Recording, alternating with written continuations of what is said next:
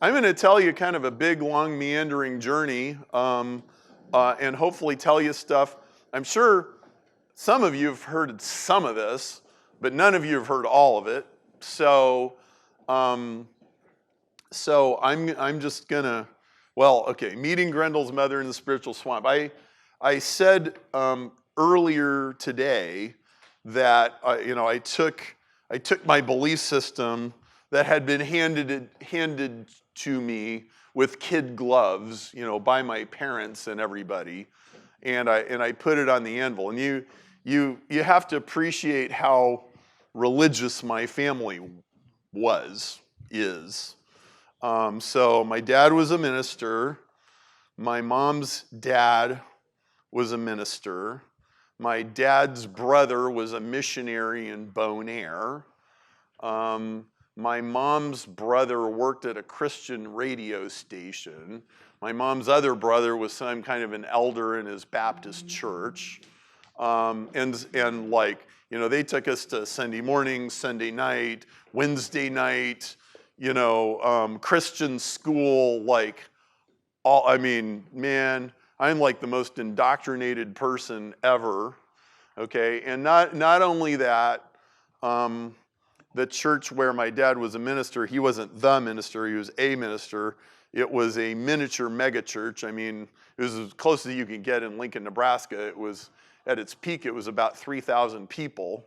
And this was a very hardcore intellectual kind of church, like doctrine, Greek, Hebrew.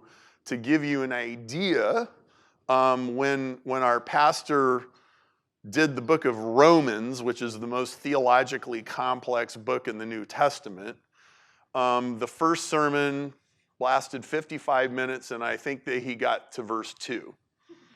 Okay? And you're jumping all over the place. Hyperlinks were invented by theologians in the Middle Ages. Okay? And this word was used here, and this word, so I was totally prepared for the internet before, long before it ever came along. And so, Greek words and Hebrew and all this kind of stuff. So man, they armed us to the teeth. But I was on the inside of a system. And I sort of knew I was on the inside of a system. And sometimes you would hear the circular logic. Like, for example, well, if God wanted to reveal himself, he would be able to do a good job of it, and so therefore he would write an infallible book, and so therefore the Bible is infallible. And I always knew there was something a little off with that. When I was young, I wasn't quite sure what it was, but it was like, you didn't really prove anything by saying that. You kind of made an assertion and then duct taped it together with another assertion, and this thing is really just kind of assertions here, right? So I kind of knew that, but I wasn't quite sure how to get to the bottom of the swamp, and I didn't necessarily have to anyway. But that kind of gives you an idea.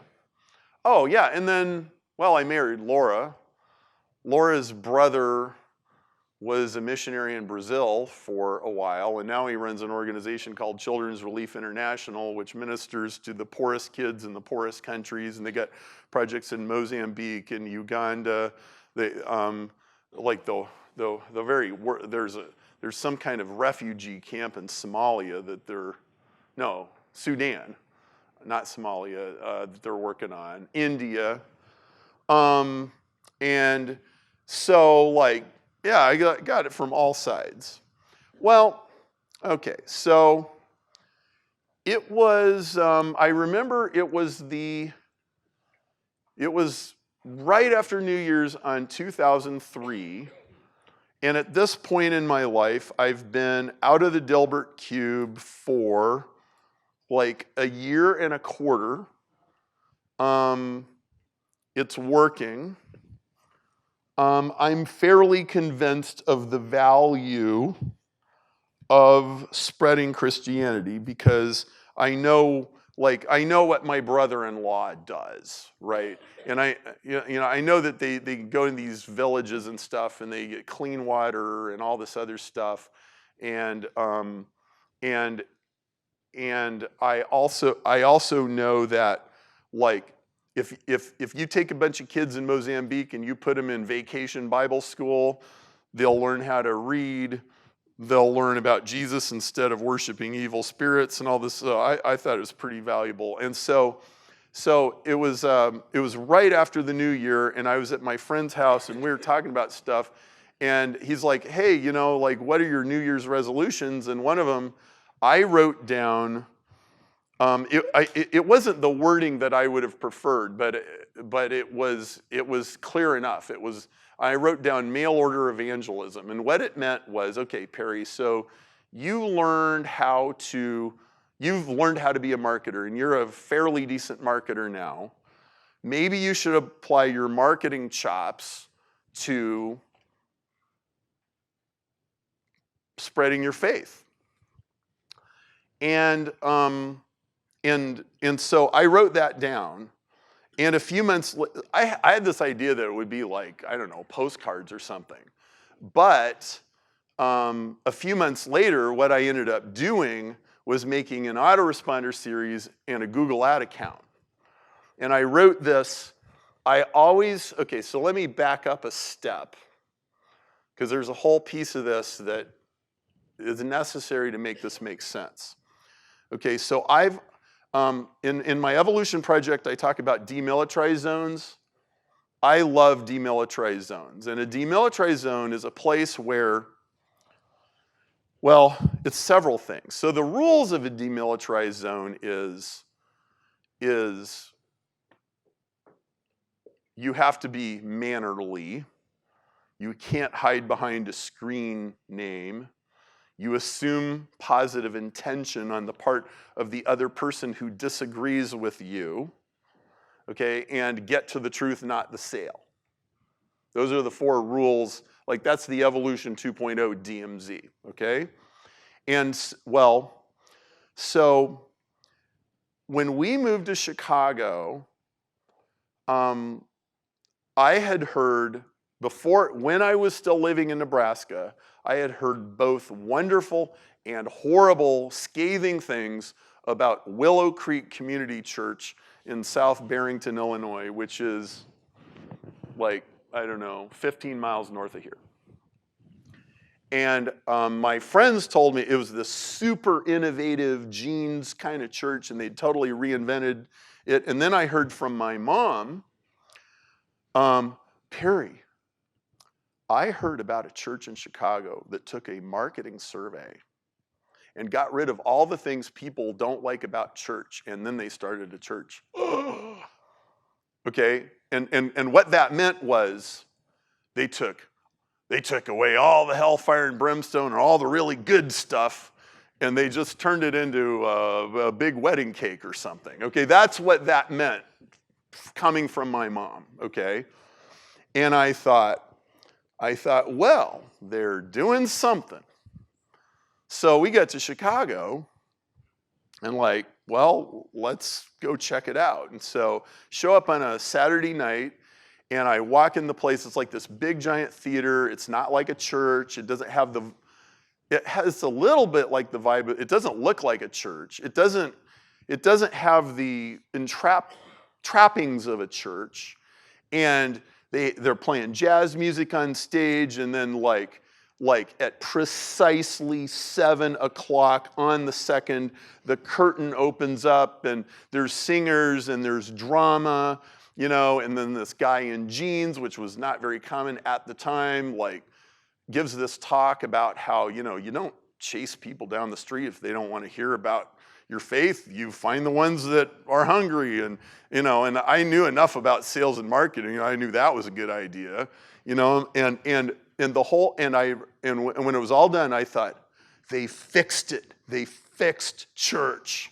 Oh my word! Like I had always had this inexpressible frustration, because where I grew up, it was like if there was somebody on the outside and you wanted to get them on the inside, it was like starting a car in 4th gear. You would probably burn out a clutch or two, just like trying to get them past all the weird cultural elements, and why do we sing these weird songs, and what do all these phrases mean, and what if they don't know Greek and Hebrew, and all this stuff.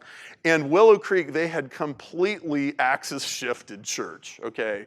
They had really rethought the whole thing. It was a bunch of really young people at the beginning, and they just completely shattered the box. And Willow Creek became world famous for doing this. And I went there, and it got to the end of the service, and I'm like, this is awesome. Like, I got to do something here. Well, so the interesting thing that I ended up doing was actually a DMZ. So I got this friend named Gary Poole. He used to work there. He was one of the leading lights. And he had created this thing called a seeker small group. And a seeker small group was basically a Bible study for non-Christians. You did not get to assume anything. And you never knew what was going to show up, okay? And what they were going to think. But like there's no luxury of assuming that everybody agrees or anything. All you know is they're curious, and they probably got some issues, and they probably got some angst, and they did, right? And all these people show up, and so now I've got this like mosh pit. It'd be like this table right here, right? And I'm the leader, and there's all these people, and this guy's a Buddhist, and this lady is an ex-burned out Catholic. And this guy used to be a Lutheran and lost his way a long time ago, but then he got married and had kids, and now he's like, oh, well, I can't teach my kids nothing. And like he comes scurrying back to church because it has this, it feels like a safe place to raise kids, right? And then this guy's an atheist, right? And this guy doesn't know what he believes, and they all filled in some card that said, hey, I might like to get in one of these seeker small groups where you explore stuff. And I loved it. It was great. And like one time Laura came, we're in this group and we're having this super intense conversation. Everybody's got angst, everybody's got issues, and I'm either, some of them are sort of throwing knives at me, and Laura just disappears. And later I'm like, where did you go? Like, I kind of felt like I needed you. She goes, I couldn't stand it. It was just like too much pressure. Like I had to leave. One time I had a friend, the guy that trained me to do this, I had him sub for me. And because I was out of town, and I called him, and he goes, Perry, he goes, I went from home from your group, and my shirt was soaked with sweat. And I had to take a nap. Those people were so intense. Like, whoa, they're hungry, but man, they're wrestling with stuff. And I loved it. And what would happen is these people would become Christians, and they would become uninteresting to me. It's like this angst would go away. I'm like, well, you're no fun anymore. And I'm kind of being facetious, but not really. Like, I actually liked him in the angsty stage. After they got that sorted out, like, well, I don't know. I'm sure there's a class or something that you could go to, but I think I've helped you as much as I can. And I just loved that, like that DMZ mosh pit thing. And I loved having the knives thrown at me, and they'd throw everything you can imagine. So I thought. It wasn't really. Like, I didn't realize that I was getting the kid's glove version, okay? Because they had come through several filters before they ever got to me. Well, later, so I loved that. Later, I took my seeker small group out of the church, and I put it in Borders bookstore in Oak Park. And basically, the reason I did that was because of lead generation. At Willow, at the church, which was 30 miles away from my house, I had no control over how many people filled out a little card and got sent over to me or anything like that. And I just didn't have enough people. And so I thought, well, why don't I just take matters into my own hands? And so like I would send little press releases to the local newspapers, and I would post stuff on bulletin boards, and like, so we have this spiritual discussion group at Borders Bookstore at 1 o'clock on Sunday afternoon, and these people would show up. Well, they were unfiltered, okay? Okay, so they were less interested, and they had way more angst, and they had way more issues, and they had way harder questions. And so it was like, well, it was like in some kind of tournament, going from, I don't know, the junior varsity to, something kind of serious, right? And so now I'm doing that. But then I kind of get acclimated to that, and I get used to those kind of questions. And of course, I guess I like having knives thrown at me. So that went well. And so this is the background. All of this has happened before I mail order evangelism on my New Year's thing. And so I put up this website. I put up, and I'll show it to you. So this is what archive.org says my website looked like. Your classic squeeze page, right? The unvarnished truth about religion, Christianity, and spirituality in 2004. We have an auto-date script on that thing, so now it says 2019. It's barely changed.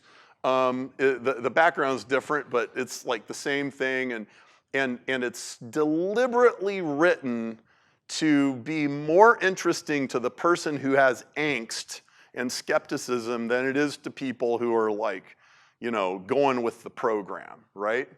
And so I put this up, and I started driving Google traffic to it, and for typically 3 to 5 to 7 cents a click, I'm getting 10% of these people to sign up, and they're getting this email thing called 7 Great Lies of Organized Religion.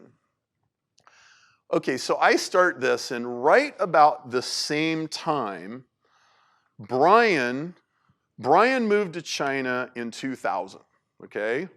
And Brian got a seminary degree. So we grew up in the super, super, super conservative church, and Brian stayed super conservative, so he's like the right-wing guy, and I'm drifting to the left, and I'm going to Willow Creek, and Willow Creek is like, oh man, those guys are full of compromises, and they're pandering, to the world, and they're entertaining people. And Brian and I had all these arguments about all this stuff.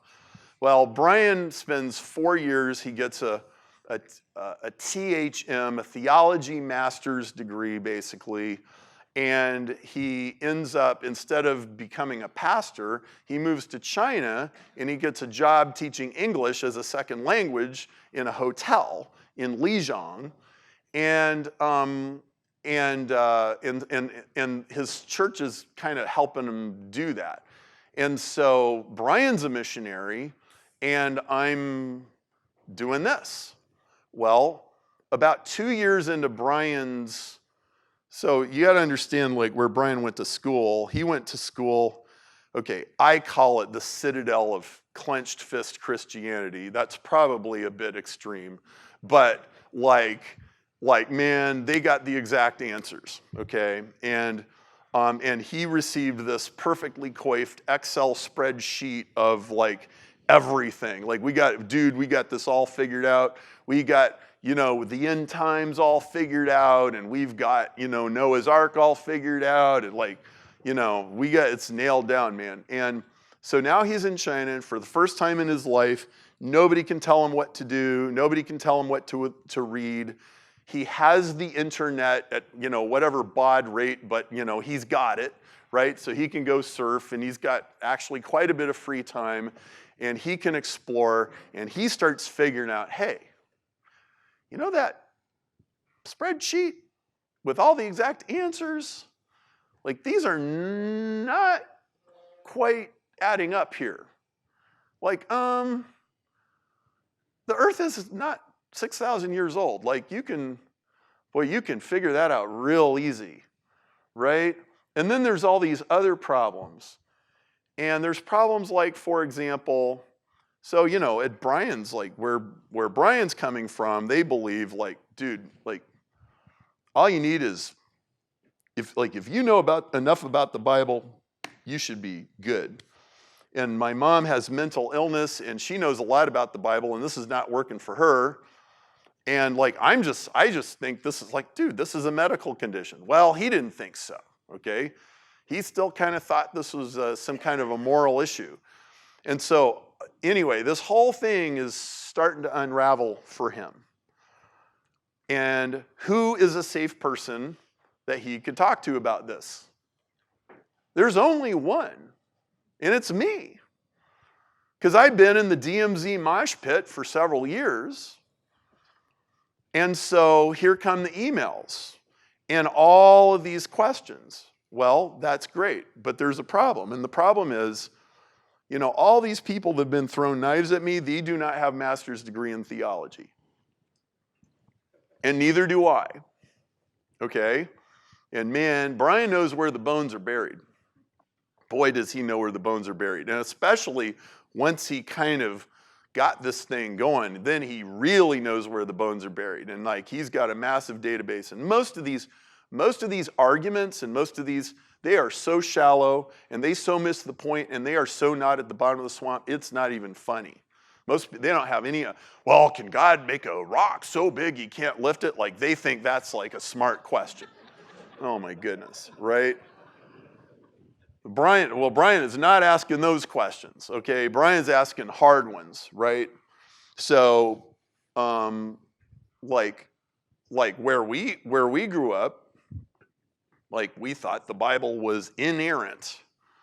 And, well, what does that mean? And what does inspired mean? And, like, how much can you defend that? And so these conversations start going, and I don't know how to answer a lot of these questions. And so, you know, we're in the swamp somewhere, but we're certainly not at the bottom.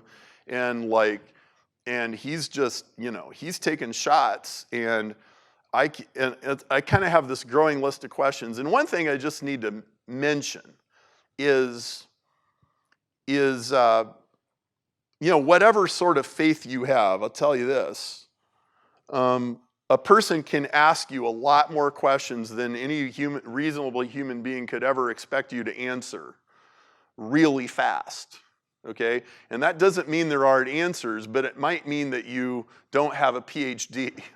Okay? And so I'm getting hammered with this stuff. Well, at some point, Brian becomes not really wanting to keep stressing our relationship over this, and even not really wanting to argue about this stuff anymore, but now he's loaded me with all of these questions myself. And I'm kind of staggering under the weight of it, but now Brian, like, I wanted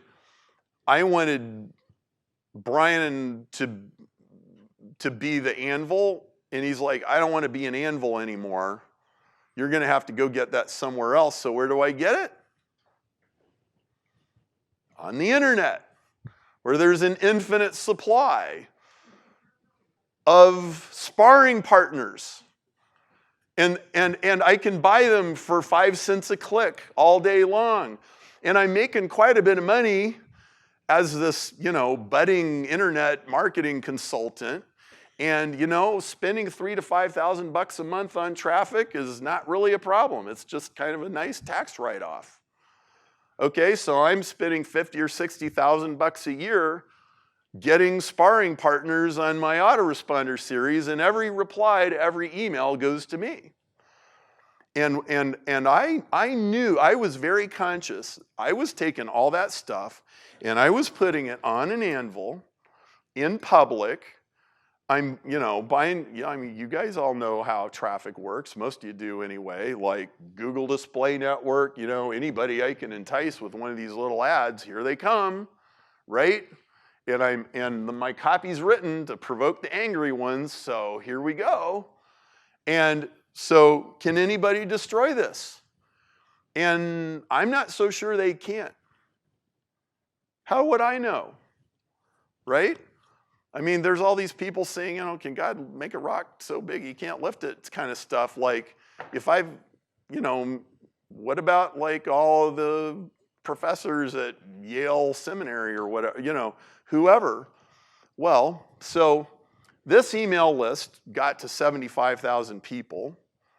Man, opening that email box every time, it was like opening a hornet's nest. And this is a really good way to 80-20 the whole thing. It's like, well, what, you know, which hill are you willing to die on, right? Well, so then, in the middle of all this, I go visit Brian in China in 2004, and when I get there, I figure out, ooh, he's bailed on this thing. I didn't realize that. Like, I thought he was still trying to sort it out. I get to China, it's like, he's done. It's out the window, which is very shocking to me. It's like, wow, okay, how does this work? I mean, that's a pretty major shift in your family dynamic, right? Like, the most devout, most conservative, went to seminary brother has bailed. Okay, so that was kind of disturbing. And so we're riding on this little bus, and we get into an argument again, like yet another one. And Bullock said, he showed this personality test, and it yesterday on the screen, and it said something about, it was like, well, when you're stressed, your personality goes into these areas, okay? And it triggered something, because when I'm stressed, I become an engineer, okay? And I was stressed. Yeah, Kyler's like, oh, yeah, I guess Dad's right about that. Okay, yeah. Well, so I went into engineering mode, and I go, Brian, look at the hand at the end of your arm. I said, this is a nice, nice piece of engineering, and I've done engineering for a long time. You don't think this is an accumulation of random accidents, do you? Hold on. And he just comes right back at me, and he's got your basic, standard, neo-Darwinian, random mutation, natural selection, don't need no designer, just need millions of years of all this stuff. And I listened to that, and I was like, okay. I'm thinking 10 chess moves ahead. I thought,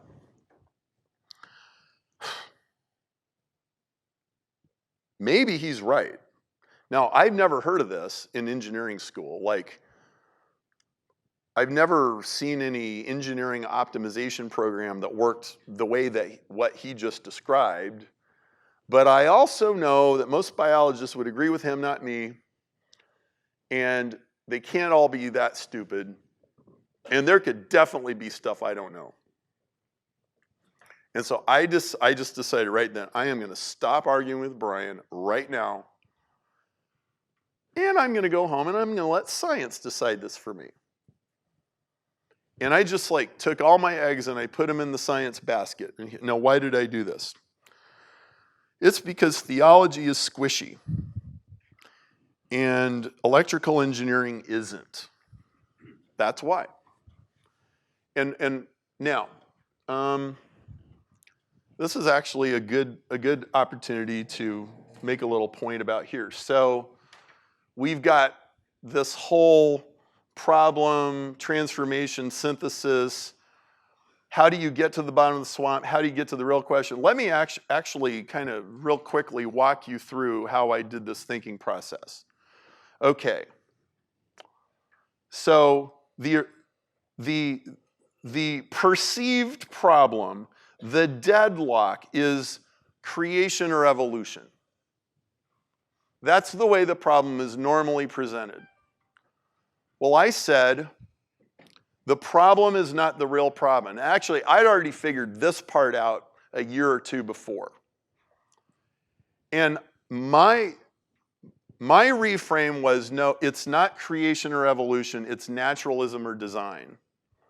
It's materialism or design. Is biology purposeful, or is biology purposeless?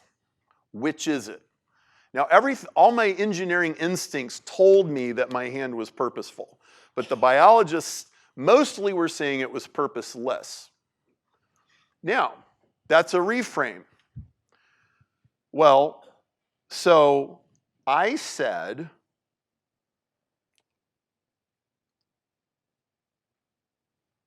I have a new dilemma. I have a new question, and here's how I'm going to frame the dilemma. When I went to engineering school, making millions of copies of something, randomly mutating some of them, and letting natural selection sort them out was never mentioned in engineering school in any class as a way of optimizing things, and we studied a lot of ways of optimizing systems. Okay? So why haven't I heard of that in engineering? Do engineers know something biologists don't? Or do the biologists know something the engineers don't? I am going to go home from China and I am going to find out, and I am going to get to the bottom of the swamp. Now, I had a reference for this of knowing in my gut when I found what I was looking for, I knew what it would feel like. And let me tell you what that was. When I was a senior in college, I wrote an acoustics paper, and I had to figure out this. I was fascinated with speakers, and there was this kind of a speaker called the transmission line, and I wasn't really content with the way that people had worked out the math of that kind of a speaker. And so, hey, I got a professor, I'm in an acoustics class, I got to write a term paper, let's figure this out. And I tried to figure out before, and I would get lost, not on the bottom of the swamp, not touching the bottom of the swimming pool, don't know where to start, don't know where the beginning, middle, and end of this. Finally, in this class, I figured it out. And I had to literally start with Newton's law, force equals mass times acceleration, which is like the most basic thing in physics that you could possibly imagine. I had to start with the most basic thing, and then I worked it all out, and I figured it out, and I turned it in, and I got an A in my paper, and suddenly I knew what it feels like to be at the bottom of a swamp. F equals ma is the bottom of the swamp in physics, and I can start with that, and I can derive the wave equation, I can do all this stuff. It's hard, it doesn't come very naturally, but I could figure it out, and I figured it out. And I knew what that felt like, and I said, if a hand can evolve by accidental copying errors, something in engineering will tell me exactly how that works. So here we go. And I leapt into the void. It was like, you know what? I'm going to hang this stuff on that, because that is exact. And it was terrifying, because I didn't know. It was like leaping into a chasm. You got to remember, like, so Brian tosses this whole thing out the window. He suddenly realized he's got a bunch of new dilemmas in his life. For example, well, what kind of girl is he going to bring home to mom?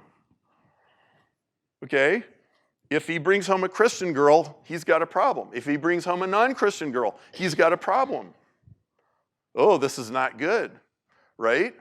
But I'm not going to stay a Christian just because of family pressure. I can't do that. I'm way too honest. Like, I can't just go into denial or something. I'm not going to believe this stuff if it's not true. And so I don't know what I'm going to find out. Maybe Brian and I are going to be smirking at each other during Thanksgiving dinner and like, yeah, they're all praying to their invisible sky daddy, and we know there is no, and and all that, right? That could happen. And I've got little kids at home, and I got a wife, and like we go to church, and we got friends, and like, if I bail on this, it's gonna wreak havoc with all of that. Well, I don't care. Like, I don't like it, but like, here we go. I'm just like gonna do this. So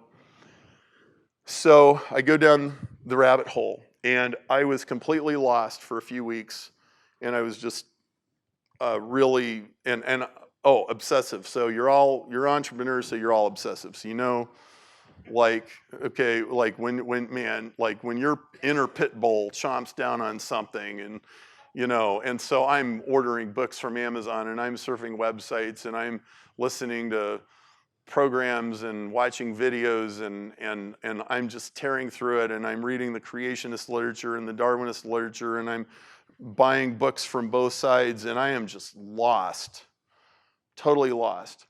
Okay, so so we're here, right? And suddenly one day I'm reading about DNA and the genetic code, and I'm like, ooh, I've seen this before. I know exactly what this is. I know how to deal with this. This is digital code. This is ones and zeros. Now, in biology, they're ACGT, but it's like, it's a quaternary code. It's like 0001, 1011. This is digital code. This is transmission and reception of digital code. I wrote an Ethernet book in 2002 because my marketing gurus told me, like, if you're the guy that writes the book, and industrial Ethernet was really hot in that market. So I like gutted it up and figured it out and wrote an Ethernet book. And so I knew how the ones and zeros go across the wire. I'm like, okay, so that means this almost certainly has error correction. This almost certainly has redundancy. Like, I knew the things, like, to get an Ethernet packet from the router to your cell phone, like, there's all these things that have to happen to protect the data, because digital data is extremely fragile.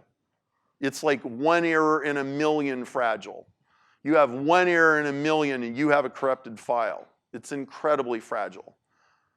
I'm like, okay.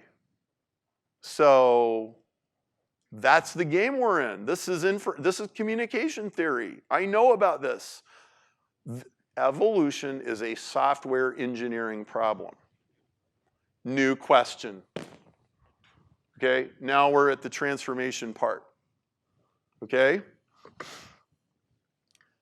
So I do a few months of research and I figure out a couple of things. I figure out, number one, there's a million codes, 999,999 of them are designed, and there aren't any that aren't designed that we know of. And there's one we don't know where it came from, it's DNA. Well, that would certainly seem to suggest that my original intuition about the hand at the end of my arm wasn't too far off. And the second thing I figured out was,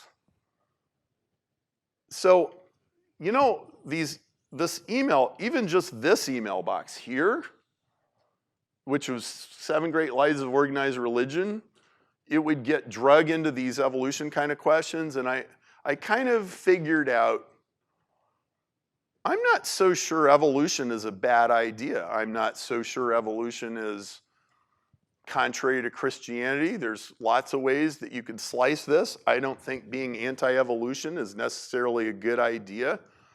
And maybe there's a mechanism by which things can self-evolve. I'm not sure. But now I was like, it has to obey the laws of communication theory if it's true. So with that under my belt, now we're at Willow Creek again. And my friend Andy, I didn't even go there anymore at this time because it was too far away, but they had this monthly meeting that they would have, and it was called Truth Quest. And it was like all the hard questions. And the nice thing about a city like the size of Chicago is there wasn't hardly any other group in Chicago that was like into that kind of stuff.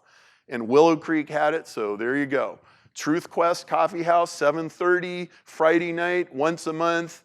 They always had a great topic. So I would go, and my friend Andy ran it.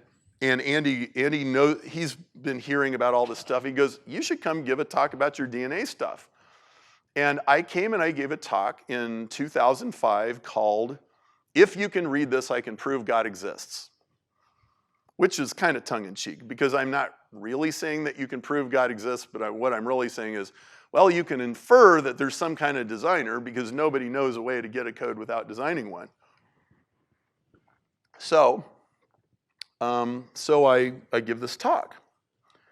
Well, I get the recording of it, and I convert it to MP3, and I put it on my website. Well, I put it on a new website, actually,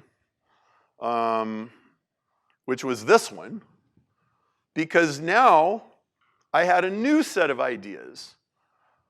And I needed an anvil and people to come with sledgehammers. And this was my preferred way to find out what's true. I'm going to take something I think is right, I'm going to put it on the anvil, and then I'm going to invite people to smash it. And if they can smash it, well, I guess that's not true anymore. And this was like my live, working without a net, truth experiment. And so I mixed together some astronomy. Like, I think the Big Bang is totally compatible with, in the beginning, God created the heavens and the earth. Totally. Totally. I don't know if the original author was trying to say that or not, but it's at least compatible for sure. And not only that, the Big Bang, okay, so y'all have a spray bottle under your kitchen cabinet. It's got a little nozzle, and you twist it one way and it makes a mist, and you twist it the other way and it kind of piddles out, and then, you know, and then you get it like just right in the middle, and it'll squirt in a nice pattern. Okay, so the expansion of the Big Bang is just like that. If it expanded too fast, it would just spray matter out in the universe, and it would never even collect into stars or anything. And if it was a little too slow, you'd get a big crunch. It would go out, and then it would just come back and go, okay? And do you know how fine the difference is between too much and too little? 120 decimal places of precision.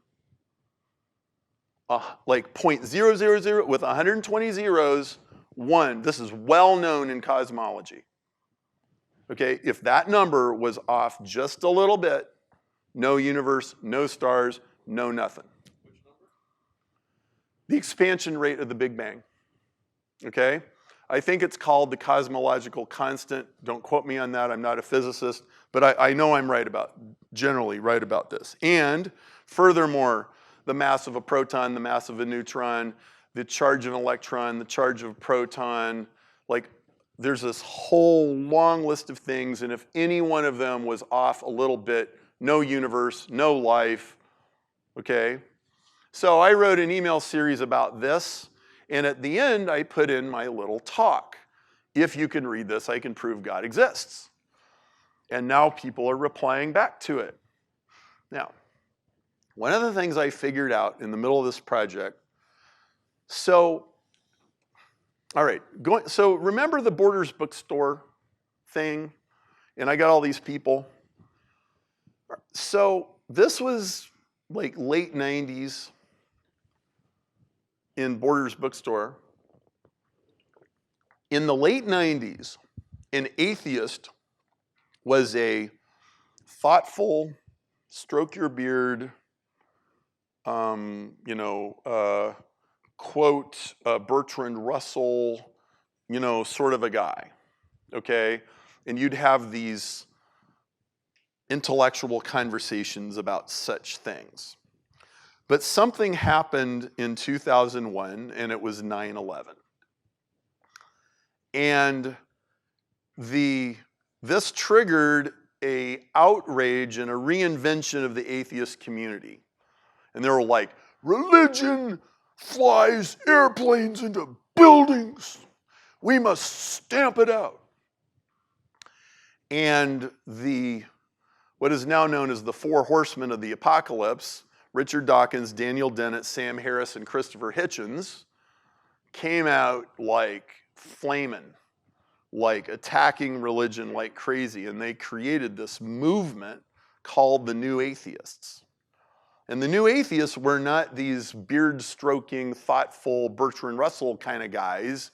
They were like Richard Dawkins, and they were mad, okay? Now, so I got my little coffee house theology website here, and I'm getting emails from Buddhists and Hindus and Muslims and Urantia guys and Mormons and Jehovah's Witnesses and Jews and agnostics and every kind of a religion that you can imagine, and I'm having these dialogues with people, and they tend to be fairly reasonably respectful, but the atheists were off the charts. They were just like, you could see them coming a mile away. I could read like one sentence, like, here comes another one. And they were mad. I mean, they were furious. It was like their happy plug fell out. Okay, and they're just coming at me with a cudgel, right? Okay, so here comes one of these guys. And he goes, I see through your sophistry and pseudoscience. And we go back and forth, and I back him into a corner, and he's getting flustered. And so you can see this has gone way beyond Brian now at this point. Like, Brian's just kind of like watching this from a long distance away. I'm not even sure he's interested in it at this point. But I'm like, so here's what happens. He goes to the largest atheist discussion board on what at the time was the largest atheist website in the world called Infidels. And he posts a link to my talk at Willow Creek. And he says, be nice to this Perry Marshall guy while you rip him to shreds. I've been exchanging emails with him. And I'm like, oh, no. Oh, no. Oh, no. And then this other voice in my head is like, Perry, you've been fixing for this for like a long time. Oh, no, but I don't. I go out to breakfast with John Fancher, and I'm like, John, I really, really don't want to do this. And he goes, well, looks like you're doing it. I think there's no way out now, and I think God's got a sense of humor, Perry. I mean, I remember I was eating an egg sandwich when he told me that, and I'm like, oh no. Man, like if I make one little mistake, they will eviscerate me, right? And at this point in time, this is 2005.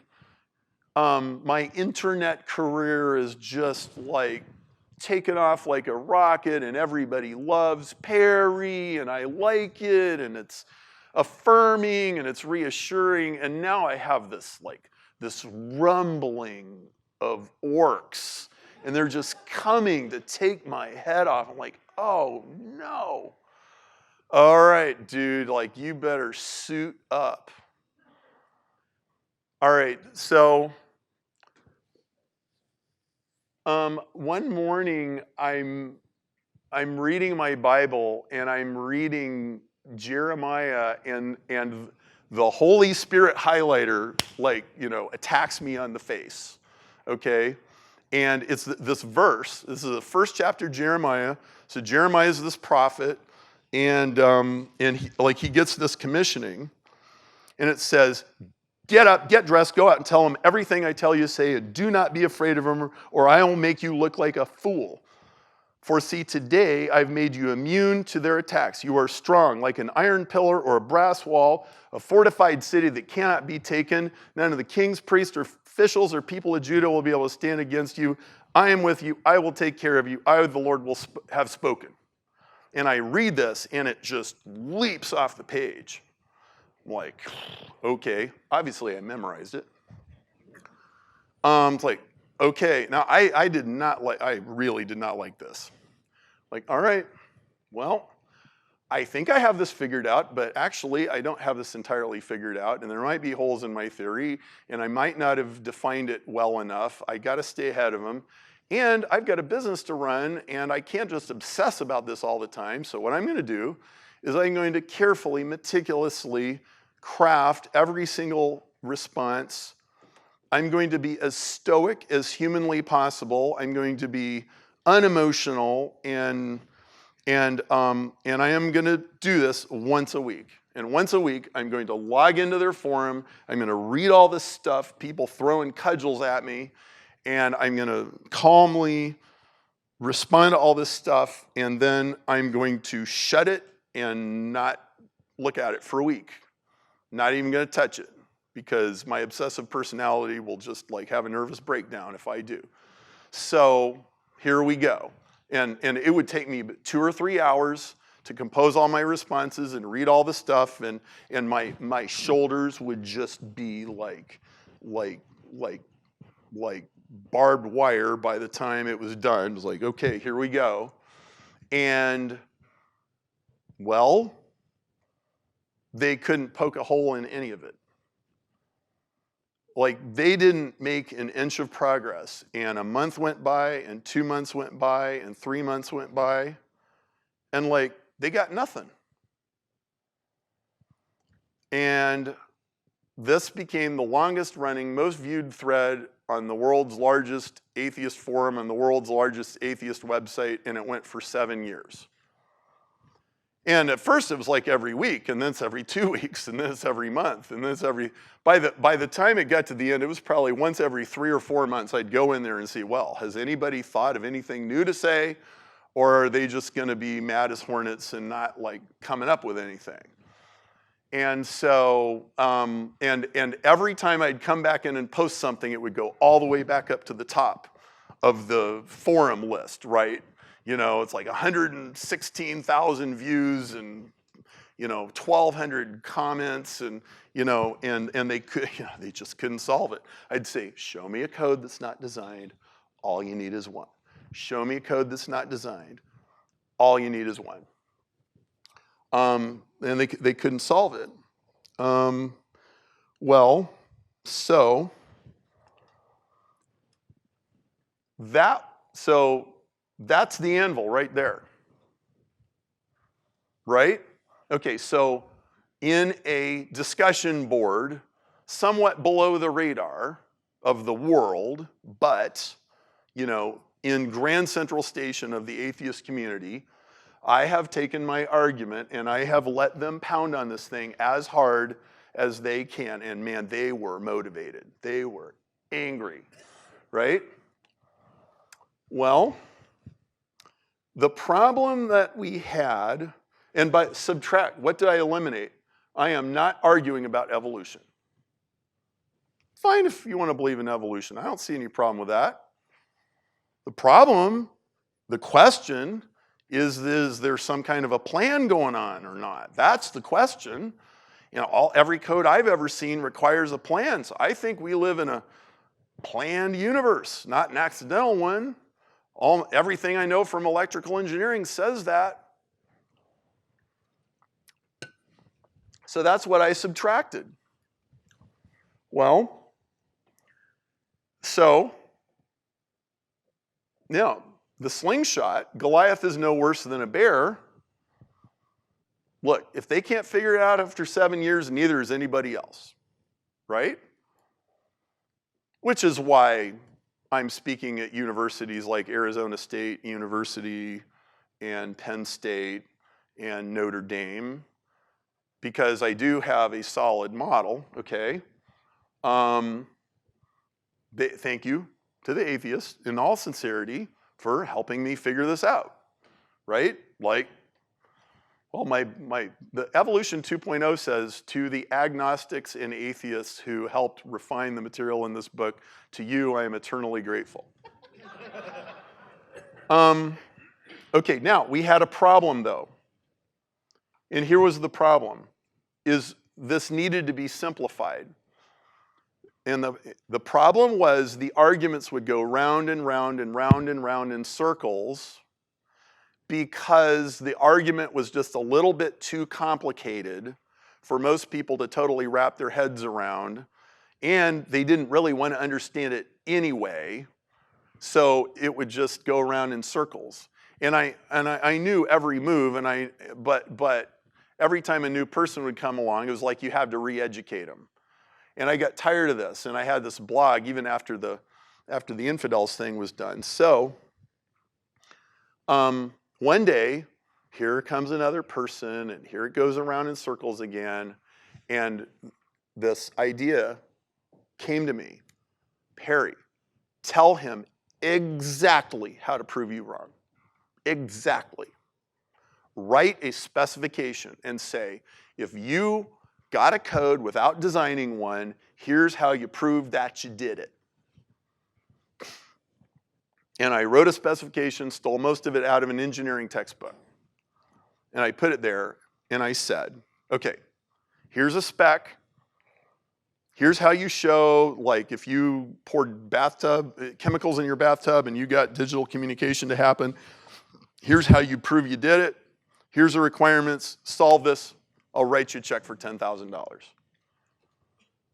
And I press submit. Well, what's going to happen? I have no idea what's going to happen next. You know what happened? Silence. Just stopped. And then here comes another person a little later. Silence. They just shut up. Wow, I've never seen this happen. These guys never shut up. Now, let me say something. I'm sure there's atheists in the room. And if you're here, you're probably not some foaming mad, spitting nails, like whatever these guys were.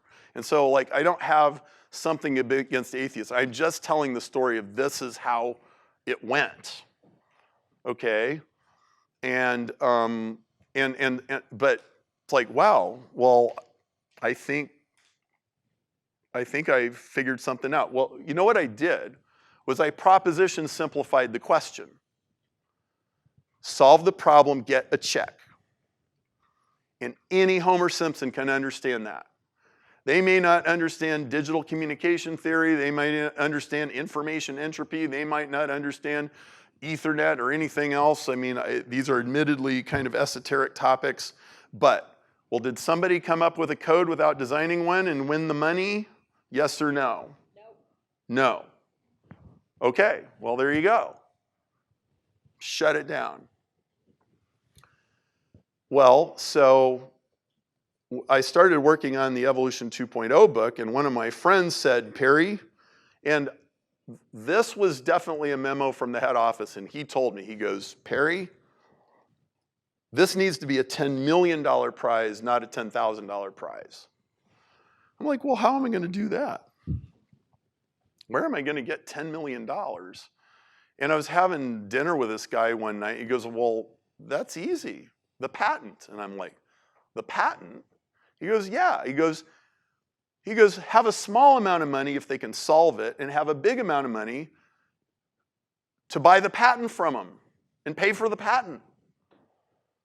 And I'm like, I'm still not quite getting it. He goes, look, if somebody can pour chemicals in a bathtub and by some process get them to turn into digital code, you just created AI. Like some big company would pay a lot of money for that.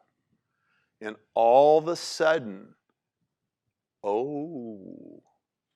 Now this also puts a whole different spin on the whole thing. It's like, well, maybe you want somebody to solve this. It could be worth $1 billion. Who knows? Like, if probably you'd think Microsoft would be all over this thing, right? Okay, that's a pretty good idea. And you know what it does? It completely changes this thing from, can you prove Perry wrong, to, Perry doesn't really care. We just have an unanswered question. And that's actually where I clicked into synchronization with what science is.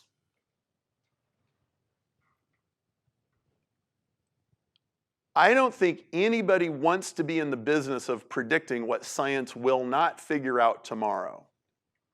Who knows? Truth is stranger than fiction. Like, isn't that a, subtitle of this seminar, right? Who knows? Well, so I'm going to skip some parts of the evolution story because I don't want to spend all night talking about that. But the long story short is that, so the Evolution 2.0 book came out, and we started with a $3 million prize because that's how many I could get 3 investors to say, okay, yes, if this is discovered, I will write you $1 million check. And then we raised it to $5 million. And in the very, very, very near future, I'm about to raise it to 10. There's a whole Well, there's a whole set of things that's about to happen that's incredibly exciting that I just can't talk to you about yet. But like, give it a month and it'll be public information. But last week, well, let's just put it this way. And I'd appreciate if you not just go spreading this around, just kind of keep this in the room, but an opportunity showed up that we could publicize this thing, and I had $9 million of backing in place, and I got a mastermind group where I go get my teeth kicked in, right? Because everybody needs a place to go get your teeth kicked in. If you don't, I think you're stupid. And I go, well, I've got this opportunity here, and if I can get $1 million more committed from investors, then I can double the prize amount to $10 million. And my mastermind group spontaneously goes, so how many of you guys want to form a corporation and go in together? And 8 people raise their hands, like, okay, we've got 8 people, $125,000 a piece. Robert, you've formed the LLC. There you go, Perry. Got you covered. And then, this is last Thursday. Okay, then an hour later, somebody calls me because I've been sending texts. And it's like, what are these texts? What's going on here? I give him a 1-minute explanation. He goes, I'm in. Then I got number 11, which is a backup slot. And then the next day, I have another, because I had been scrambling, raising money. Okay, here's something about raising money. There's no easy way to do it. You go to rich people and you ask them for money. It's just that simple. It's just like Amway, only better. And you get a lot of no's and occasionally get a yes, and there's no getting around it. Maybe someday there will be, but there sure isn't as far as I know, right? And it's mostly personal relationships. Almost all of these people have been clients, actually. It's like, well, this is kind of crazy, but I don't know. I guess I trust you, So, because some of them really do get it. Maybe they all do, but anyway. And then on Friday, I go, well, when I emailed you the other day, I had positions open, and now I don't have any more positions open, but we could put you on the waiting list. They're like, okay, we're on the waiting list. Put us down. Okay, so so now I got, I guess, $12 million.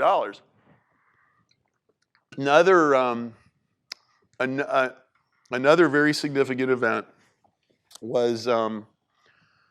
I went to this evolution conference at the Royal Society in Great Britain in the fall of 2016, and I have to make this really quick. Most of the Evolution 2.0 isn't even about what I just told you. It's really about how evolution actually works, okay? And nobody's telling you the straight story, okay? The creationists tell you that it's a hoax, and the popular media tells you it's a big accident. It's neither, okay? So do the engineers know something biologists know? Do the biologists know something the engineers don't know? Neither. The cells know something nobody knows, which is how to rearrange their own code, re-engineer their own DNA in response to hundreds of inputs from the environment and change their genetics on the fly. That's why evolution happens. It's the most remarkable engineering you've ever even imagined.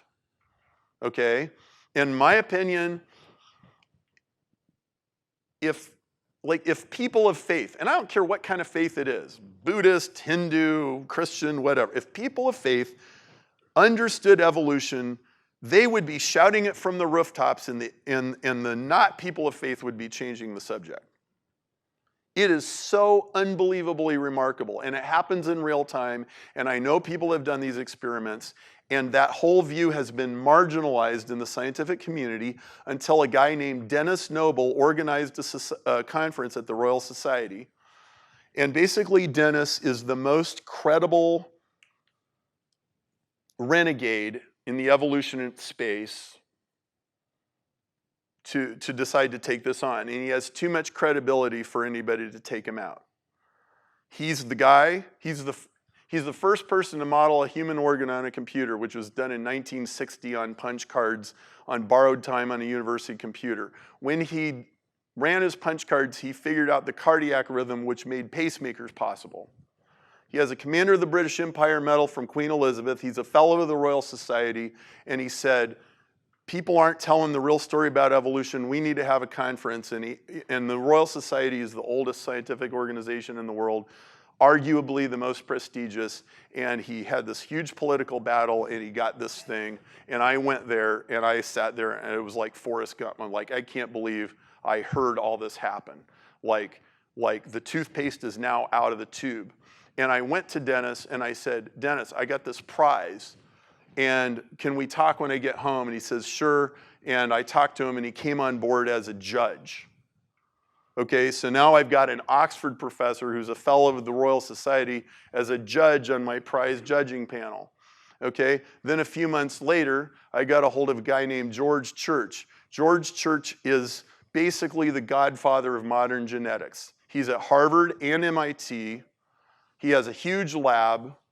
Everybody in genetics knows who he is. I emailed him, he goes, yeah, I'm really interested in this. So he came on board as a judge. So I have the leading geneticist at Harvard and the leading physiologist at Oxford on my judging panel, and I'm an electrical engineer who does marketing consultant for a living. But I have a ruthless quest to get to the bottom of the swamp and to put stuff on the anvil, right?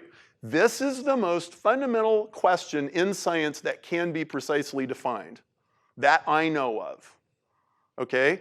And I've got a $5 million, soon to be $10 million prize for this, right?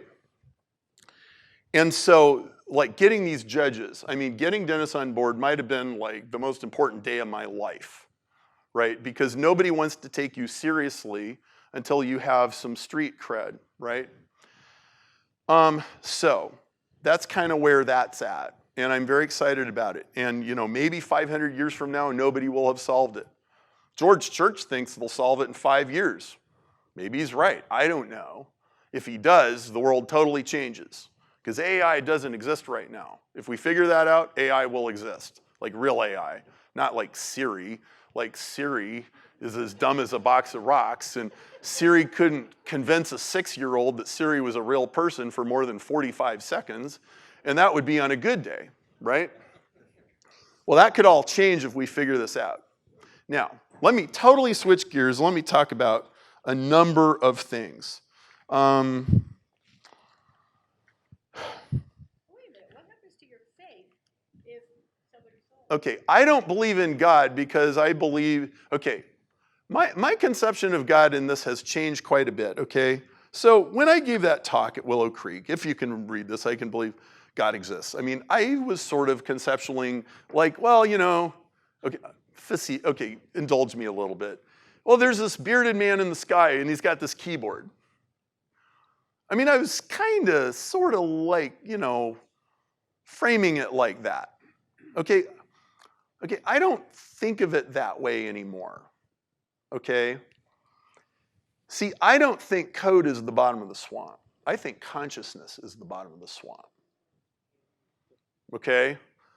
And nobody understands what it is, really. Like, it's like a big, opaque mystery. Like, well, I'm having an experience inside of my head, and you're having an experience inside your head. And if I watch a YouTube video watching white blood cells chase germs around, it kind of looks like they're having an experience too. And it sure looks like my dog chasing a rabbit through the backyard. Both of them are having an experience, and that's consciousness. And only consciousness creates codes. I think consciousness is the question. I think that's the real bottom of the swamp. Okay? So, like, see, I don't think there's any place in nature where you say, okay, see past that dotted line, that's where God is. I don't think nature works that way. God is not in competition with nature. So, you're all entrepreneurs. So, an entrepreneur understands that, okay, I got 2 restaurants. Restaurant A, fabulous, super 5-star gourmet food, and the chef works in there 14 hours a day. Restaurant B, McDonald's. Ray Kroc's dead and they're still flipping burgers 50 years later. Which is more impressive? McDonald's, right? Okay. So which is more impressive? A universe that through its innate fruitfulness and its possibly even conscious desire to develop produces an ecosystem that produces forests and produces zebras without maintenance. Is that more impressive, or is it more impressive if, oh, you know, I think we need some zebras, so let's beam some down? Which universe is more impressive? Okay? If you went to Sunday school and they told you that God beamed down the zebras from the sky, then okay, God bless them, and that's a nice story to tell to children. But when you're an adult, it's like, okay, so, you know, if something can evolve from something lesser into a zebra, that's damn impressive. And there isn't an engineer in the world that knows how to make a circuit or a computer program that does that. Okay? One blade of grass is 10,000 years ahead of any human technology. Okay? So the posture we should have towards nature is extreme humility. Okay? And let me remind you, we can now edit genes as easily as Microsoft Word, so some humility might be in order. Like serious humility. You can buy a gene editing kit for $169 on Amazon. Okay? So, like, perilous times. So yeah, nothing happened. So look, I believe that God made a universe that is orderly beyond my current comprehension, but the order is measurable and discoverable. A little thing I'd like to mention is there are two things. There are two like triumphs of Western civilization that come from the Judeo-Christian tradition. The first one is science. Okay? It's not a coincidence that China, India, the Mayas and Incas, Rome, and a couple other, the Egyptians, they all had stumbling discoveries of science, and then they petered out and they didn't go anywhere. But in Western Europe, where most of the scientists were very, very devoutly religious people and regarded the practice of science as an act of worship, science flourished and took off like a rocket in the Middle Ages. It is not a coincidence that happened in a Christian context. Okay? The first statement of a scientific worldview that I am aware of is in the book of Wisdom of Solomon, which is in the Catholic Apocrypha. It was written about 200 BC. It says, "Thou hast ordered all things in weight and number and measure." 2,200 years ago. I am not aware of any equivalent statement older than that from anywhere else. Well, there's a foundation for the scientific method right there. Okay, now the other triumph of Western civilization is equality. Now, we modern people say things like, a truly evolved society would provide affordable health care for all of its citizens, even the ones that are, you know, low income and in bad situations. And now, we might have lots of disagreements about how we achieve that, but everybody agrees that would be great, right? Right? However we can do it. Okay, so I want you to notice, you know, a truly evolved society would do this. You realize that is like the antithesis of Darwinian evolution. It is the total opposite. Okay? So, that means there's two kinds of evolution. I call it evolution alpha and evolution omega. Evolution alpha is the meritocracy, which we all know very well, right? You got to compete, dude. You got to have a definitive selling proposition, right? You got to be a star business. And like, if you're not on top of your games, your competitors are going to cut your legs out from under you. And we all understand that very well. And if only we were as smart as bacteria, man, then we could really evolve, okay? That's the meritocracy. That's evolution alpha. You know what evolution omega is? Affordable health care for everybody. Evolution omega is, we hold these things to be self-evident that all men are endowed with their creator with certain inalienable rights like life, liberty, and the pursuit of happiness. That's evolution omega. And it's a totally different deal. Where did that come from? Galatians 3:28. In Christ, there's neither male nor female, Jew nor Greek, slave nor free. All are equal in Christ Jesus. There is no equivalent statement of that strength anywhere else in the ancient world. That's the first statement of equality in the history of civilization. Right there. And that idea got planted in Western civilization in 40 or 50 AD, and it brewed and developed and churned, and people argued and people fought. And now here we are in the 21st century, and we're like, yeah, everybody's equal. Nobody in the ancient world thought anybody was equal. Man, we go down to the village down the road and we burn it down and we take everything. Because either they eat this winter or we do, and there's not enough for both of us. That's the ancient world, right?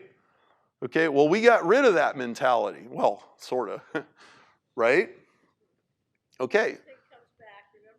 Well, hey, you know, look, the Huns are always at the door. I mean, that's true, okay? But so I think there's some real depth to the Judeo-Christian story. So I want to talk about a few other things, okay?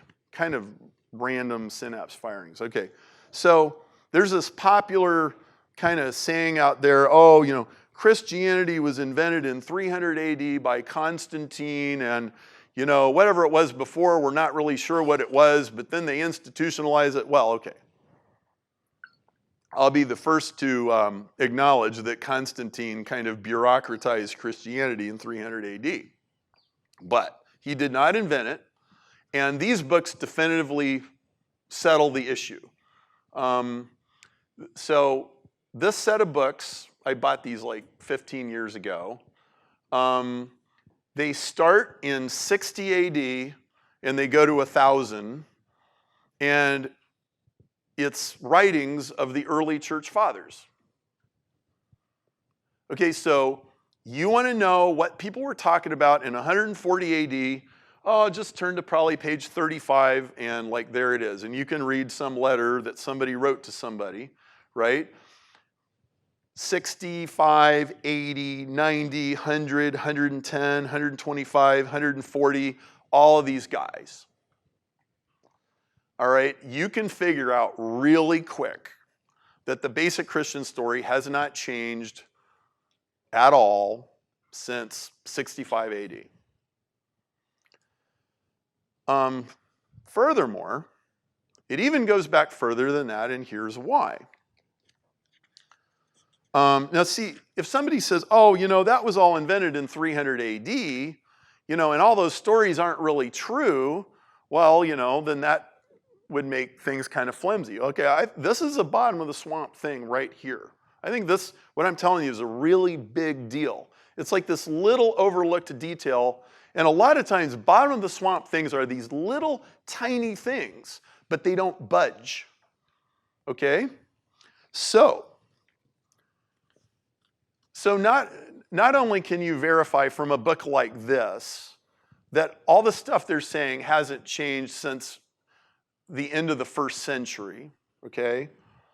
But then, okay, so when was all this stuff actually written down? Well, the most common thing that you hear was that the Gospels were written between 70 and 90 AD, maybe 100. I'm going to prove to you that's wrong. Okay? So, in order to explain this, you have to understand that something very, very cataclysmic happened in 70 AD. What was it? The destruction of Jerusalem, okay? The destruction of Jerusalem made 9/11 look like a children's birthday party, okay? And Josephus, in one of his histories, describes it, eyewitness detail, it is absolutely horrific. The Jews and the Romans had been escalating their tension with each other. And in 69 AD, I believe the guy was Vespasian. He said, "I've had it." And they surrounded Jerusalem with Roman army, and they starved them out for 18 months, I believe.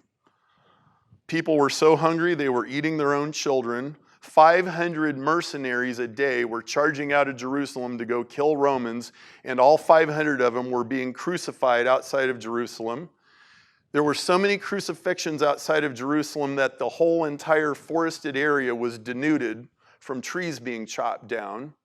And finally, when they basically starved everybody to death, they went in there and they completely demolished it. Completely. I mean, it was done. Okay? Gone. Now, the question would be, did the gospel writers know that this happened when they wrote the gospels? And here's an analogy. This is Hiroshima. So this is Hiroshima in 1945 or 6. I want you to imagine that somebody's writing a history of Hiroshima in 1956. And they're talking about Hiroshima in 1941 and 42 and 43 and 44. Do you think they would mention the atomic bomb? Is there any way they could not mention the atomic bomb if they were writing about Hiroshima in 1956 and talking about... So, let's go to the text and see what it says. And I have a comparison for you. Okay? How do the authors of the New Testament, Matthew, Mark, Luke, and John, handle foreshadowing? Well, there's another reference point, and it's Judas. Okay? What did Judas do? He betrayed Jesus. Almost every time Judas is mentioned, is Judas, okay, Matthew 10:14. Simon the Zealot and Judas Iscariot who betrayed him. And it's just talking about stuff they were doing. Mark 3:19, and Judas Iscariot who betrayed him. Luke 6:16, Judas son of James and Judas Iscariot who became a traitor. John 6:17, he meant Judas the son of Simon Iscariot who through one of the 12 was later to betray him. John 12:4, but one of his disciples, Judas Iscariot, who was later to betray him, objected. So what kind of foreshadowing do they give you about the temple in Jerusalem?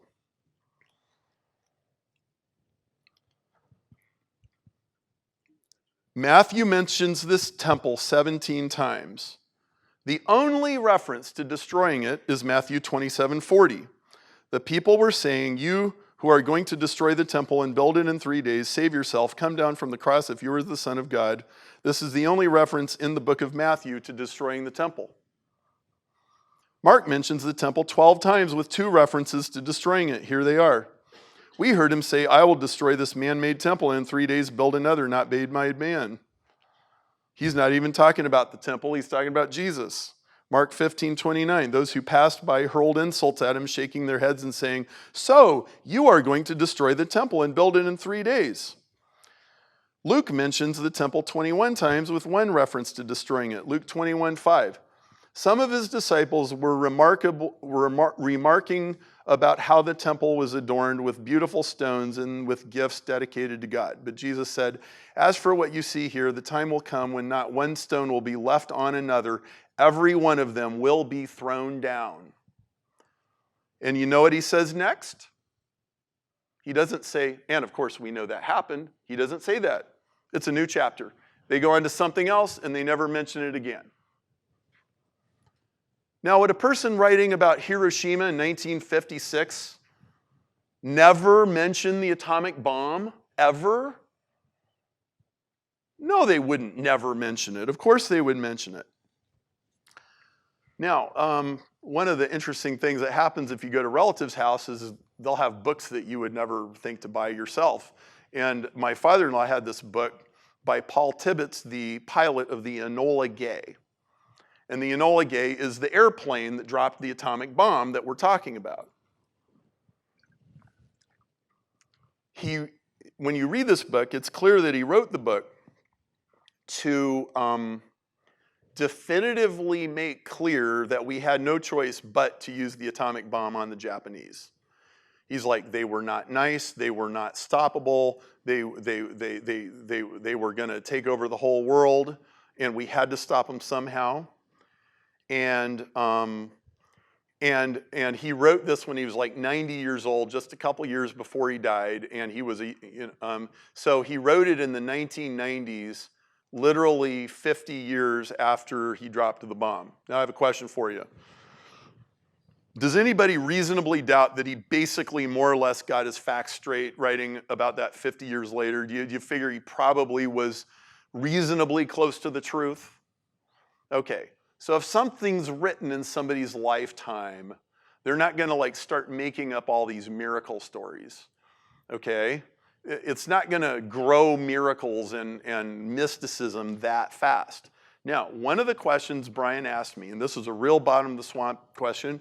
I knew it was the minute he asked the question. He goes, so we lived in this church world that they did not do miracles, they did not do memos from the head office, they did not do prophecy, they didn't do any of this kind of stuff. And so I was not in a Christian environment that was like, oh, you know, you're sick, let's pray for you and heal you. They didn't do that. And Brian says to me, he goes, Perry, learn Greek, Hebrew, Aramaic, study the New Testament inside and out. He goes, it doesn't say anywhere that those miracles are going to stop. Now, where I went to church, they said, oh yeah, all this stuff stopped after, you know, the apostles died. No more miracles. We don't need them anymore. We got our Bible. Brian goes, it doesn't say that anywhere. Like, there ought to be miracles going on. He goes, so where's the miracles? And I'm like, let me check with my sales manager and get back to you. Because, like, I'd heard miracle stories, but I hadn't really seen any. And he goes, look, yeah, people are going to tell you these stories. You go chase them down. There's never anything there, dude. And I'm like, ooh. And like, I immediately knew he was right about the Bible thing. It was like, yeah, it doesn't say that that's supposed to stop. Like, if the Bible's true, this ought to still be going on. So I started looking. Also, my reticular activating system is like wide open. Okay, and I was starting to go to church where they did do this stuff. And then I started chasing stuff down, and Brian turned out to be right. For a little while, it was like I wasn't finding anything. Like, there were several situations, I'm like, okay, so they said like somebody got healed or somebody's leg grew out or something like that. And I would go chase it down, and I would find a puff of smoke. And I was starting to get real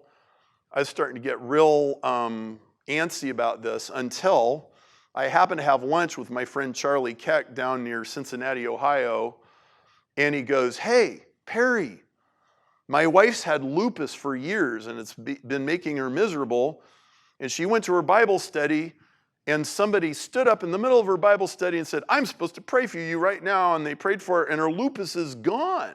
Like, it's just gone. Really? Okay, and then little by little, I started finding other stuff. Okay, so now if you want to go down this rabbit hole, I've got a webpage coffeehousetheology.com/miracles. And what I did was I documented stuff that I have personally had direct experience with. And I wrote about it. Coffee House Theology. Coffee, like drinking coffee, coffeehousetheology.com/miracles. And there's this big long article that you could read the whole article in probably 15 minutes, but you could also like click on all the links and watch all the videos and like go deep. You could spend 5 hours. And if you're skeptical, like you should, I've seen 2 people who were deaf in one ear. One was a man, one was a woman. One was in North Carolina, one was in Florida. Deaf in one ear for more than 30 years. Both got their hearing back when somebody prayed for him. In fact, the guy, it was in Florida in 2008, and the fact that that happened was documented by a reporter in the Charlotte Observer. And you can read about it. And I talked to him the other day because I wanted to double check on it. The woman, she was from Australia, and her name was Deirdre. And so the guy, there'd been a gunshot too close to his ear, and it made him deaf when he was a kid. And the lady had a swimming in cold water thing, and it froze up her ear. And they both got their hearing back. Hopefully most of you have like heard the Vivian story and like all this kind of stuff. It's like, I couldn't possibly. So like miracles are one of these things like, okay, we prayed for Uncle Carl and nothing happened. And we prayed for Aunt Betsy and nothing happened. And, yep, I know. But a miracle is like a black swan. All you need is one and they exist. Okay? Now, if you go looking, there are books and books and books and books of miracle stories. And a small fraction of them are carefully documented. Not nearly enough of them are, but some of them are. Like the Catholic Church has this whole thing about Lourdes. It's this place in France. And they document and document, and they have doctors and x-rays and all kinds of stuff. If you go read my Coffee House Theology/Miracles article, it's got links to all kinds of stuff like that. Man, there is crazy stuff that happens in the world. How many of you know, like, oh yeah, Shannon Stewart, she raised her father from the dead. How many years ago? Okay, she could tell you the whole story, I suppose. They gave me a timer. I don't know if I should like obey it or not. I guess, if you guys want to have Shannon come up but anyway, so like there's all kinds of crazy stuff that goes on. In 2007, I went to India with Jeremy. How many of you know my customer service guy, Jeremy? Some of you talked to him. He's worked for me for 15 years. We went to India, and Jeremy at that time, probably still is, way more experienced in this sort of thing than me. And we were at this little Indian church in Rajamundry, India, and they have this church service. And at the end of the church service, Jeremy goes up to the pastor and he goes, "Hey, tell your people if anybody wants us to pray for them, like they could line up right here and I'll pray for them." And the pastor's like, "Okay." And so these people line up, and Jeremy's like, "Perry, help me." I'm like, "I've never done this before." Like, okay. So, all right, whatever you say, Jeremy, I'll try to help you. So Jeremy starts praying for these people. So this woman comes, and she's like 70 years old, and she can't lift her arms above here. Her shoulders are messed up. And Jeremy's like, well, show us what the problem is. And she goes, okay, so like, and I put my fingers on her shoulders, and I could feel the cartilage grinding in her. It was kind of unsettling. Okay, like she's got some problems. So Jeremy starts praying for her, And about 15 minutes later, she's like jumping up and down, like, wow, this is amazing. And she's all excited. And it took a while. It didn't happen right away. It's like Jeremy was just at it and at it and at it. Like, it must have taken like 20 minutes, which is probably, you're like, wow, that's a long time. That woman would have waited in a doctor's office for 2 hours. Are you kidding? Like 20 minutes is like really fast, right? And then this other woman comes, and she's maybe 30 years old, and she pulls back her hair, and there's this dent in her head. It's like about an inch deep. It's like if you took both of your fingers and just pressed it in, and it like made a dent. And she goes, I had a tumor in my brain, and they removed it, and they took out part of my skull. And so like I'm, under my hair, by my hairline, I'm like missing this part of my skull. So I would like my skull back. And ever since the surgery, my hand has had no feeling in it. So, all right, Perry, help me out. Okay. And so Jeremy, he would pray for her, and then he would poke her hand, and he'd go, can you feel that? And little by little, like, she starts getting more and more feeling in her hand. And after about 20 minutes, like, she's got all the feeling back in her hand. Now, the head never filled in. She still had a dent in her head when she left. But, like, she was all better. And then a couple months later, I emailed the guy. But if you've been around this kind of stuff, one of the things you figure out is people regress. Sometimes. They do. It's like, well, she had feeling in her hand when she left church, but it's Tuesday and it's back to paralyzed again. That happens. Or whatever. So I emailed the guy. I'm like, so how are these people? And he's like, dear Perry Marshall, praise the glorious name of Jesus Christ. They are all wonderful, and they are telling everybody, and we cannot wait for you to come back to Rajamundry and heal people again. I'm like, oh my goodness. Like, I think that was Jeremy.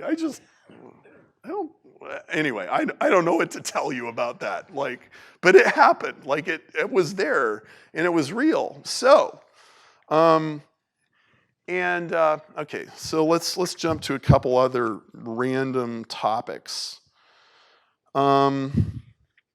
Okay, here's one. So, boy, where I grew up, man, there was some dysfunctional belief. I remember I had this youth pastor who he believed that his miscarried two babies. He had like two daughters that had made it and they were healthy, but early in their marriage they had two miscarriages. And he believed that his miscarried babies were in hell, like burning in hell. Because, well, and he had this whole rationale for like, well, they never heard the gospel. Well, and I remember this lurid description of, well, people are burning in the lake of fire, and if a bird picked up a grain of sand and flew over and dropped it on a mountain and then flew back and picked up another grain of sand, then when the mountain was all completely eroded, you wouldn't have even got started. They're still burning. And like this was like the kind of stuff they told me growing up. And one time, people don't usually actually talk about this stuff very much. And one time I had a conversation with a client on the phone, and he had this kind of, I could tell something was bugging him, and we're talking about this business thing, and he goes, Perry, can I ask you a totally different question? And I go, sure. And he goes, man, like I am just really messed up about hell. And like he was basically bringing up this exact same kind of thing. And this is like killing him. And I was like, and I told him, I said, well, you know what? I've not talked to very many people about this, but I've like I've had the same kind of train of thought that you're having, because like I was brought up in this like really punitive kind of thing. And well, I've looked into this issue, and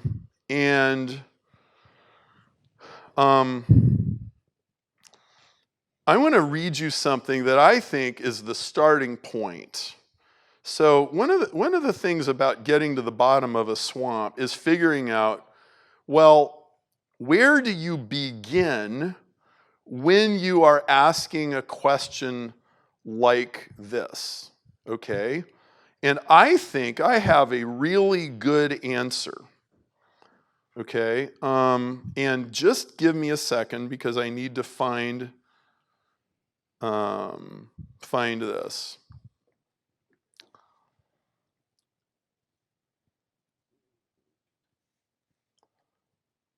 Okay, so Genesis 3, this is the Adam and Eve story.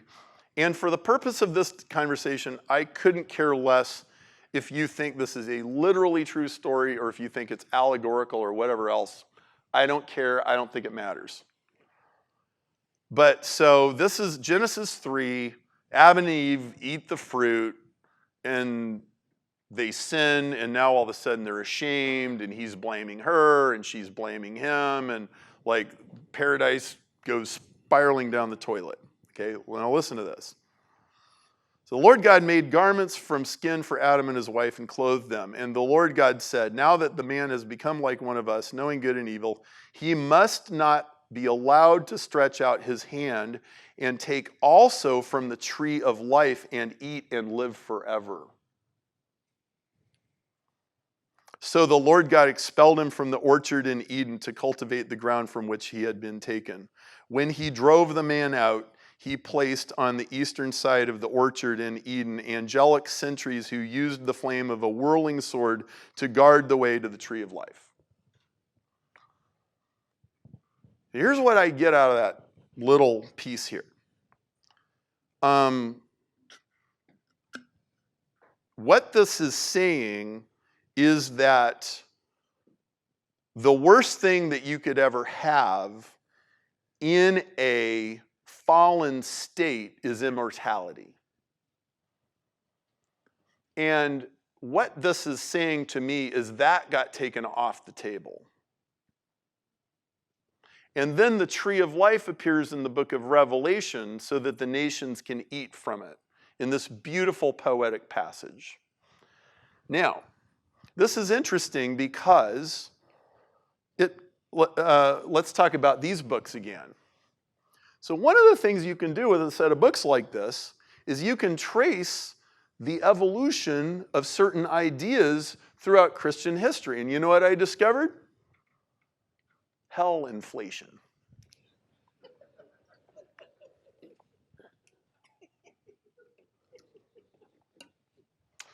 So, 100 AD, 200 AD, it's ambiguous.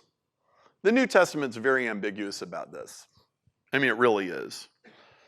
And the only two passages that sound like they're making some definitive statement about, hell being this, torturing people forever thing is in the book of Revelation. But it's referencing the book of Ezekiel. And then if you go look at the book of Ezekiel, it's talking about a city in ruins that never gets rebuilt. Okay, so I don't think there's a very good case to be made from the New Testament for this kind of lurid, okay, make no mistake. Like, these ideas seep into our society and they don't get questioned by people, and they just sort of get baked into the culture, okay? And what do? They color people's ideas about God. Okay, now, when I started discovering memos from the head office, or the prophetic, as it's normally called, the first thing that I really noticed was the extreme kindness of God.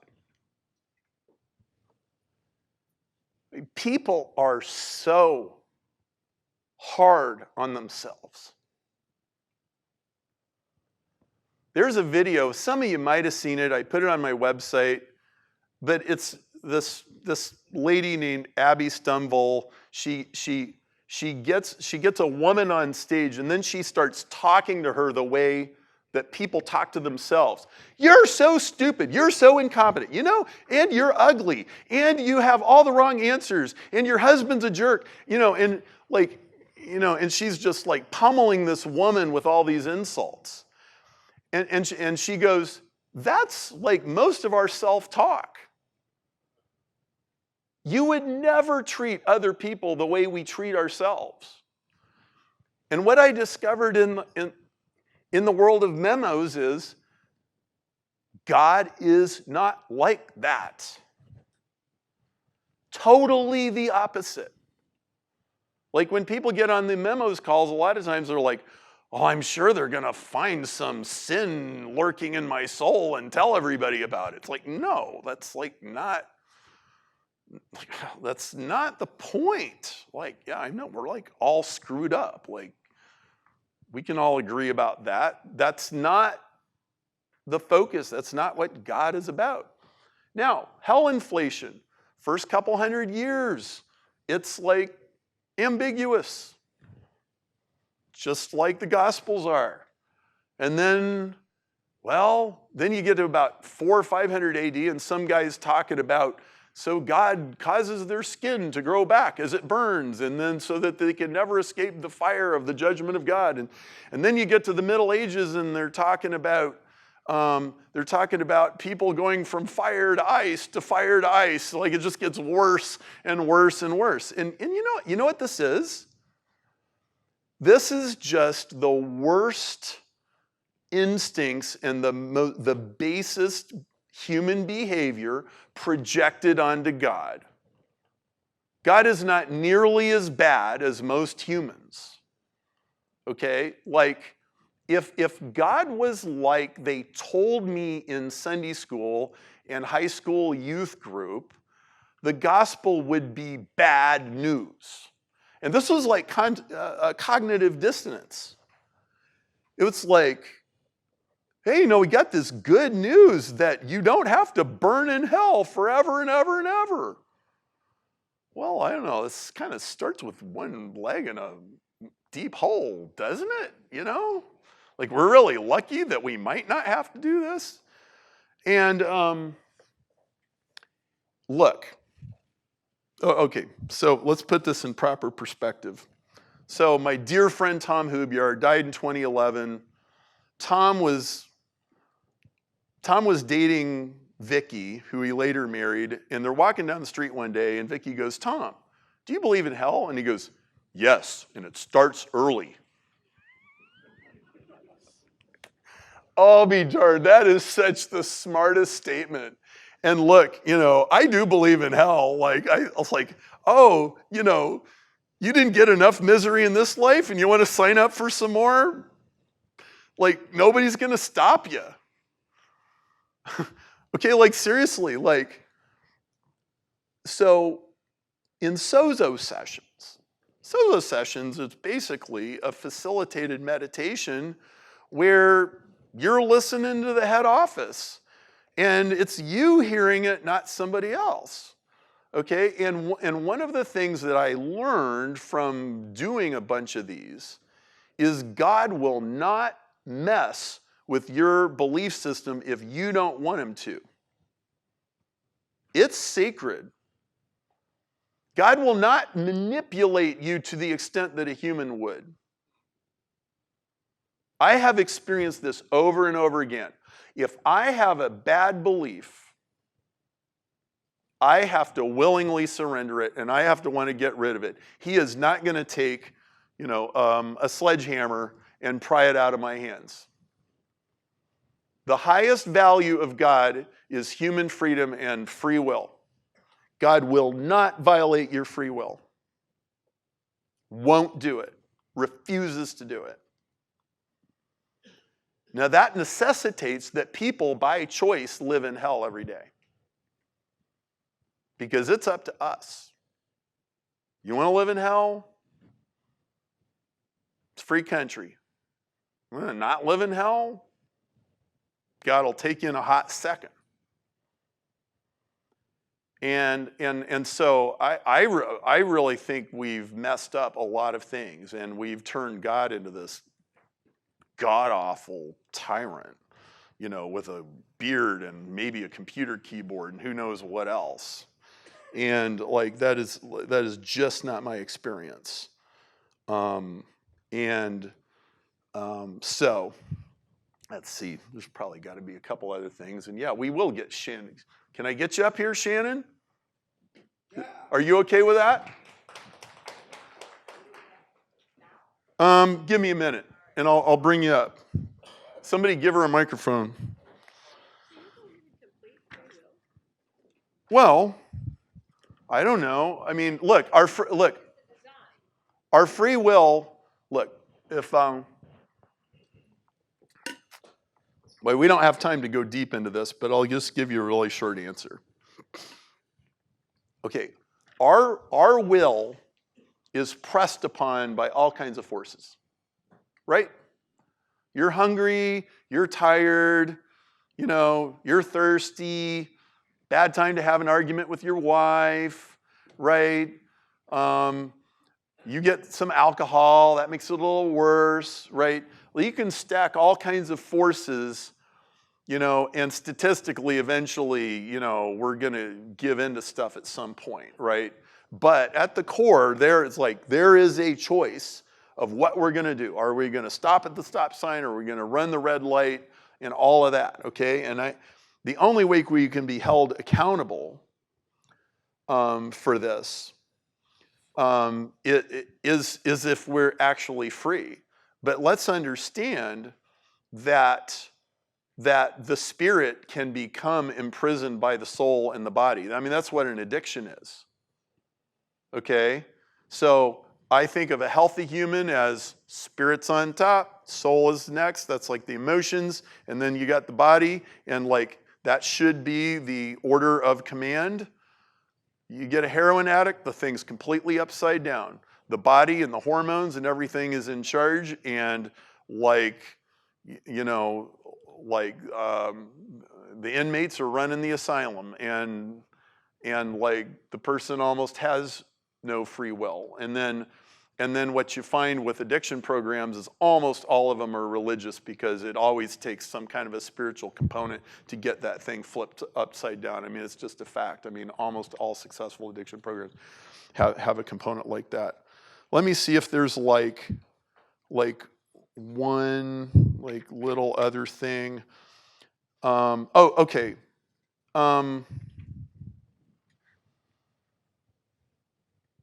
Two little things and I'm done.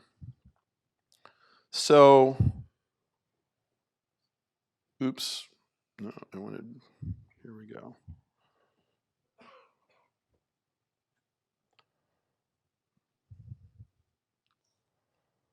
All right, Luke chapter 23. All right. This is the whole Christian message in like 2 paragraphs. One of the criminals who was hanging there railed at him, saying, "Aren't you the Christ? Save yourself and us." But the other rebuked him, saying, "Don't you fear God, since you are under the same sentence of condemnation? And we rightly so, for we are getting what we deserve for what we did, but this man has done nothing wrong." Then he said, "Jesus, remember me when you come in your kingdom." And Jesus said to him, "I tell you the truth, today you will be with me in paradise." Okay. This is the fractal pattern of the whole entire human race right there. All right, so you got 2 thieves. They both got themselves in really bad trouble. All right? You've got the Son of God who has voluntarily put himself in the same situation as them, but has done nothing wrong. And you got 2 responses. Response A, F-bombs, get me, hey, who you think you are? Get us out of here, right? The guy's still in denial. Like, hello, like, hasn't this taught you anything? Like, have things got bad enough? And the other guy even says to him, "What, do you want to go to hell? Like, is this hell not bad enough for you? Like, you want more?" I'm sure there's more. Like, if you go read like life after death stories, there's bad ones too. They don't talk about them, but you go look for them. You'll find them. Which way do you want it? It's up to you. He's like, oh, you want more of this? You're really a glutton for punishment. It's like, Jesus, can we just take a pass on the rest of it? It's like, you're on. It's like, that's it. Okay, now, if he was going to keep living, then he would need to go change his life and not live in hell anymore. Okay, and like that's a whole nother thing, but like it was free for the asking. It was free for the asking.